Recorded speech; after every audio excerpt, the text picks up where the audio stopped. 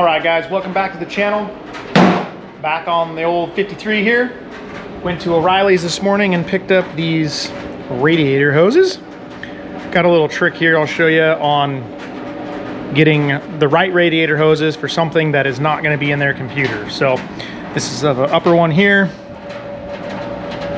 It's obviously not the right one for this application, but we cut it to fit. And then this is the part number that I take off, and I will put it with the paperwork that goes to the customer, which is all of his books and stuff. I'll put that on a separate sheet and write upper hose on it. I do it with the belts also, so if somebody has to go to a parts store and get parts for it any other time, they have those numbers, or at least I gave them to them. So let's get this one fitted and get some of these new hose clamps on here. So these clamps, as you can see here, they have an effective range, which is 1 3/4 to 2 inch. Outside diameter of this hose is like 1 7/8. So again, we'll do the same thing here. This one might be a little easier because it's bigger.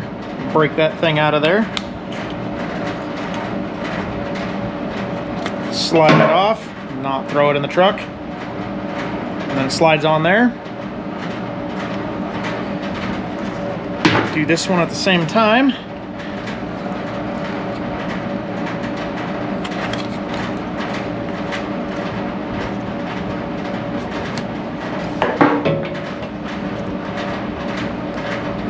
Take my sticker off there for me picking it up.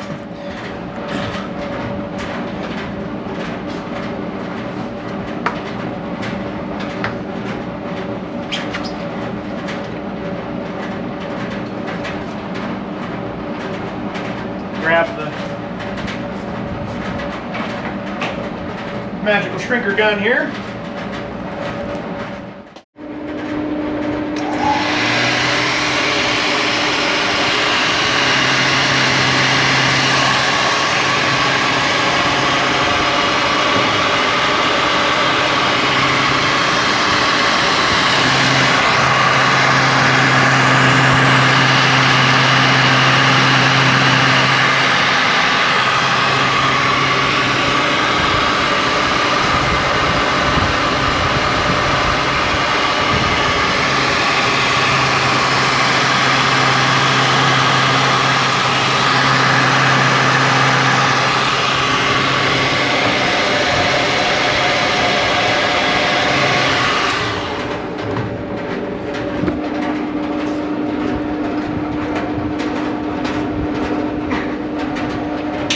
Stuck on there pretty good. So here's my little trick for going to the parts store and getting hoses for stuff like this that are not gonna be off the shelf stuff. So this is my upper hose. This is the general shape, just a piece of tie wire, something that's gonna hold its shape. And I labeled 1.5 inches both ends. So as you can see, if you take this over here, this is the general shape, like I said, but it's the right length, top and bottom, and then it fits in the middle of the hose, so you know that's like the center line of the hose. And obviously it's not the exact same shape, but I knew I had plenty of room. So this is the bottom one, and it's 2 different sizes. We got 2 inch on this side, 1 3/4 on this side. This is the water pump side, goes up, kind of sits at an angle. This is the radiator side. So I found this bad boy here, center line of the hose. See what I mean by that? Center line of the hose, center line of the hose. So I can pretty much trim this one here and trim this one here, and it should slide right up into where I need it to and be able to lock on with those hose clamps. Then part number, it'll get taken off and put over here with this guy, hang on to it, so at a later date, if he has to go get one of these hoses, he can. So that's all up and on there. Both of those are sucked nice and tight. Looks super clean. I really like it. When I saw those, I was like, holy crap, those are cool. Those are cool. Way better than an actual hose clamp. Looks clean, professional. Yeah. Get the bottom one on here, and I'll show you guys that when it's done. Alrighty guys, got all the hoses on here. You saw these up here on top, but I did get the bottom ones on. See it right through there. Right there. Nice and tight.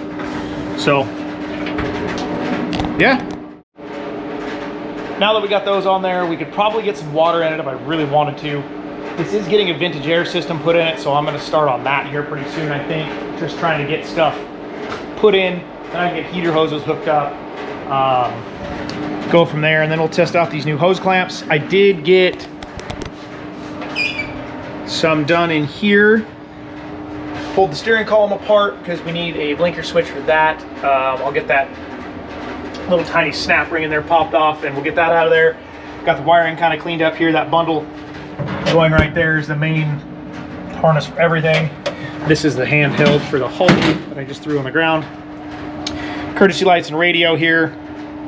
And then our big plug for the steering column's right there, and then some miscellaneous stuff we probably won't use for the dash and whatnot.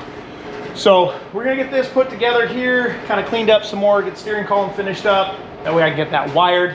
Blinkers and all that stuff should be here pretty soon. For the rear, get rid of these old guys and replace them with some new ones of that same style, I believe. So we can get those wired up. That's what we got hanging down there. Then we're getting pretty dang close. Like I said, it starts now, so that's a big plus. Yeah, I know we have a bunch of stuff coming in for it here pretty soon. Just a little knick-knack stuff to get the glove box in and whatnot. So we'll keep picking at this here and keep hanging out with us.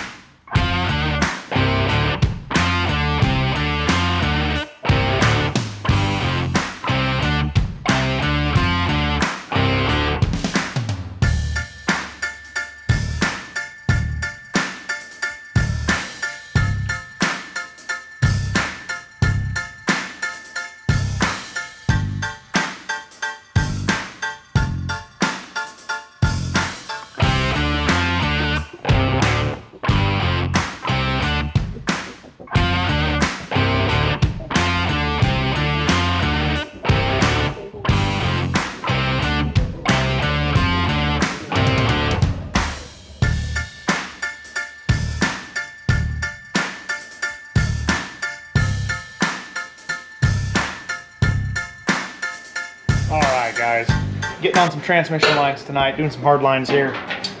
See if we can see these down here or not with some light on the subject. Whoop. Tuck it in right down there, little union, back it bending around the frame and over the exhaust and into the transmission. 5/16 hard line here. As you saw there, I used my Eastwood flaring tool. Years ago, I got frustrated with my cheap flaring tool and stepped up and bought one of these guys and absolutely love it.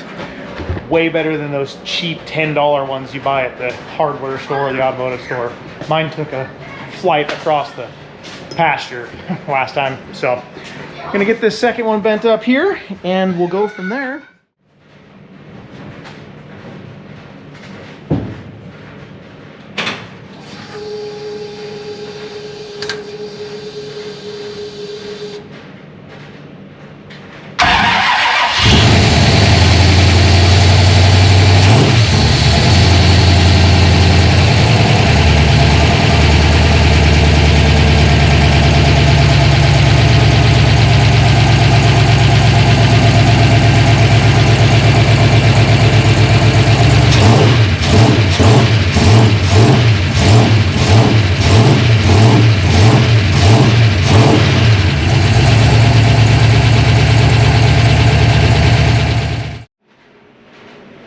All right, guys, as you saw there, it starts still, it runs still, and there is no leaks on the transmission lines. Now that I say that, I lied, because there's a little drip right there. Get that tightened up. There's none on the transmission, so that's a plus. So we'll get our line wrench right here, and we'll put a turn on that. But yeah, all in all, it's coming along pretty good. I was kind of afraid this flare was gonna leak. I messed it up, not the flaring tool that I was bragging about. I messed it up, so this piece might have to get remade again. Put a towel underneath that there and wipe it up. But anyway, coming along, got the transmission lines in it here like you saw. So we will get a couple more quarts of fluid because this is still a little low, barely registering on the stick. I'll get a couple quarts of fluid there, and we'll get that in there tomorrow. Gonna get the steering column finished up tomorrow. Didn't show anything over here.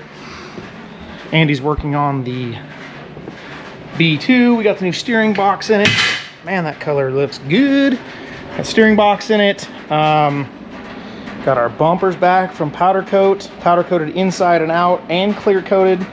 So if they scratch, you can buff them up like a paint. Yeah, coming along. But yeah, brand new steering box. That's all in there. Got our new headlights in it. Clear lens headlights so they don't look so outdated. Yeah. AC condenser got ordered today, so that should be here in a couple days. So get that in there, we can get the grill on it, get some lines made for that. Yeah, so this is coming along, but getting closer on this girl. Finish up the Dynamat. Hopefully Friday I can get some stuff going and get the cable for the shifter and everything done, but I think I messed up down, pushing back. I think I messed up. I ordered a long cable. I don't think I need it. I think I need another short cable like I have on my Bronco. So if that's the case, I'll try and make some pieces and get it ready so early next week I can get it shifting. So we'll see. I'm not 100% sure on that. I'm not sure if I will be able to make the long one work, which would probably be better because it's kind of a tight bend to get off of there down. So it might work out to loop around the transmission, kind of like the old B&M ones used to do.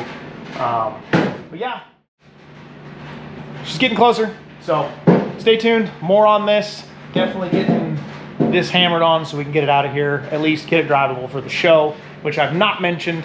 I don't think I've mentioned it on here anyway. I'm not even sure I have a flyer around here, but we're doing a car show September 28th here in Yakima, Washington. We are doing a drive associated with this. Actually, I do have a flyer right here. So we have a cruise first thing in the morning. If you want to go on the cruise, we leave about 8. It's about 150-mile round trip.